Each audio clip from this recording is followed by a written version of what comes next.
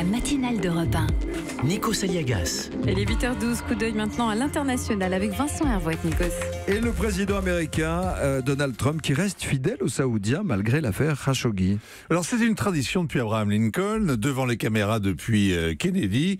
Pour Thanksgiving, le président américain sauve 2 dindes du couteau du boucher. Et hier, Donald Trump a épargné les 2 volatiles. Et puis il a aussi gracié Mohammed Ben Salman. Alors au folklore américain, le président a ajouté la danse du ventre. Il se pourrait très bien que le prince ait été au courant pour Khashoggi, peut-être, peut-être pas, a-t-il dit. Alors on connaît les conclusions de la CIA qui les a présentées vendredi à la commission du renseignement du Congrès. Elle confirme que l'opposant saoudien a été éliminé sur ordre du prince héritier.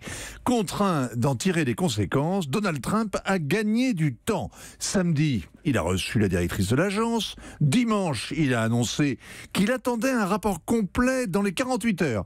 Et puis mardi, enfin, avant de filer pour les fêtes en Floride, il a conclu, faussement désolé, peut-être que nous ne connaîtrons jamais tous les faits entourant ce meurtre.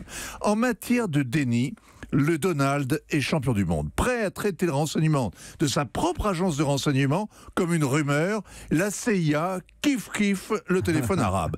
Peut-être bien que oui, peut-être bien que non. Non mais sérieusement, on n'a jamais vu autant de documents autour de ce crime d'État. Tout le monde avait enregistré, enfin les Turcs, c'est ça. Les Turcs ont fourni les enregistrements sonores du meurtre, les photos et les noms des assassins. Riyad a embastillé les sous-fifres, 18 têtes prêtes à tomber. Et comme les Américains écoutent aux portes, ils ont aussi enregistré un coup de fil de Jamal Khashoggi et de l'ambassadeur saoudien à Washington. C'est le frère de MBS.